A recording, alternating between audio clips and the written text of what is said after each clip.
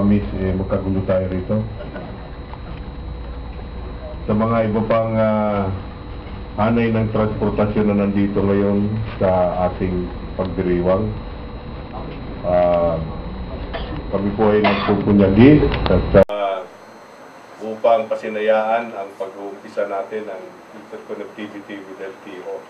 Nung pang actually 2001 pa, inumpisahan na itong programang ito kung paano magkakaroon ng interconnection sa between the sister agencies, ang LTFRB at ang LTO, na gagamit ng technology para na sa ganon maiwasan nga yung sinasabi nating mga diversion na kuminsan ay nangyayari. Of course, ang programang ito ay mag-uumpisa dito sa setting paraan para nga maiwasan yung tinatawag nating color room. Na hindi magkakaroon ng malaking balakid sa gagawin na pagla-live testing ng LTFRB at LTO at ang IT providers ito, ang Stratcom, at ganoon din sa parte naman ng nangako na susuportahan itong interconnectivity project, ang Philippine Accident Managers Inc. na pinamumunuan ni Chairman Ed Atayde. Maraming salamat po. Magandang umaga po sa inyo. Ang objective ng proyekto, katulad po ng sinabi ko kanina, ito po ay magbibigay ng electronic link between LTO and LTFRB. Layunin din po nito na ma-eliminate po ang mga proliferation of fake na franchise document. And at the same time, ma-improve po natin ang process po ng transaction ng dalawang ahensya, particular po sa pag-i-issue ng confirmation ng prangkisa. At kung ito po ay lahat makikita natin, this would also increase the daily earnings of the public utility vehicle owners. Kasi yung po naman tinatawag na yung proyekto natin, napunta pa kasi tayo doon sa issue ng Unitrans at saka yung two group. Na malinaw po yung agreement doon dito po sa commission, sa insurance commission at saka ng LTO, LTFRB, na kapag nagkaroon ng tinatawag natin na pagkakasala yung sino man sa dalawa, dapat ay kumilos po yung LTFRB. Kaya under investigation pa ata sila sa NBI. Kaya natatakot po kami dahil nung nakalipas ng taon ay alam natin na milyon-milyon yung napeke na mga insurance na nabigyan ng mga operator. Kaya makita rin po sana natin yung ganyong sitwasyon para maging maayos. At ano ko pa yan nagawa ng LTFRB dun sa ganong tinatawag natin na investigation. At nakita po natin na bakit mananatili. Ano po kaya kung halimbawa ay magbukas ulit tayo ng bagong pangalan o mag-open ho ulit para naman yung pinatilagan namin na insurance ay baka may mga ibang pa kaming member na makabili at nangangarap kami na akala namin ay naka-insure pero pag oras ng aksidente ay wala na po. Kaya karagdagan po yung pong parte ng pagdidisiplina sa transport ay nandiyan na po yung proyekto ng LTO Kapag nahuhuli yung mga balasubas ng mga driver ay nandun po yun at nag-seminar.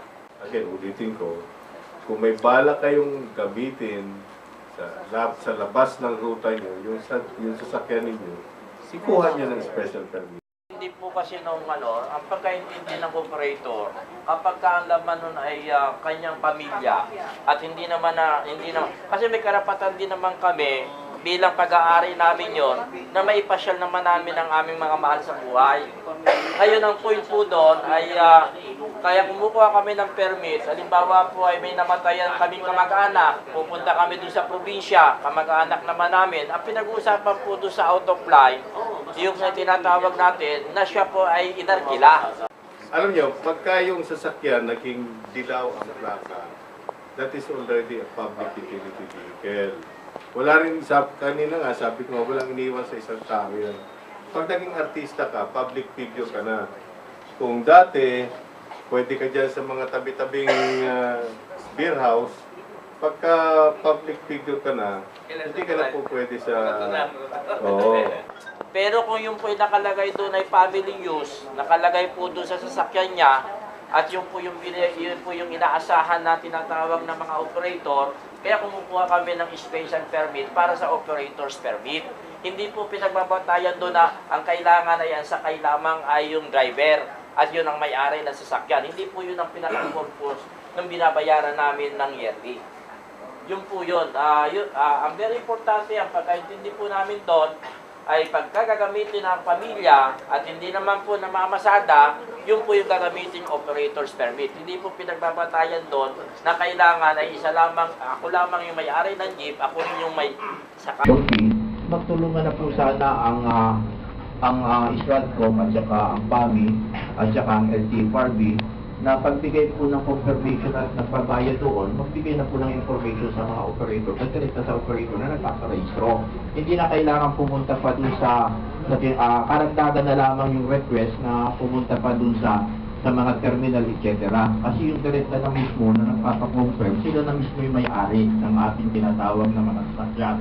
Yung po yun, at saka yung tinatawag natin na information, maglagay po ng malaking tarpaulin dyan sa labas ng LTFRB at maglagay rin po ng tarpaulin sa LTO para yung information mismo na napabasa na mismo ng mga operator. Yun po yung mga sinasuggest po ng akto at dito po sa proyekto na ito at banggit niya naman kanina na yung part po ng yung bayarin ay wala naman pong nagbago maliban lamang doon sa part yung tinatawag natin na yung family, etc. Yun na yung collection ng parts ng tinatawag. Suggestion ko, iboto natin lahat sila para walang masabi yung isa't isa, no? Sir, disqualified lahat kami ron. Integrate dito sa ating LTO IT interconnectivity, mawawala na po yung koloro, mawawala na yung out of line, mawawala na yung mga fake ORCR, at lahat ng mga fake. So, suportahan po natin itong project na ito at ito isang legacy ng ating mahal na Pangulo dito sa ating transport sector. Maraming salamat po. Mr. Gerardo A. Pinili, Assistant Secretary Arturo Silong Iba of the LTO, Mr. Anthony K. Kiambao of Stratcom Corporation.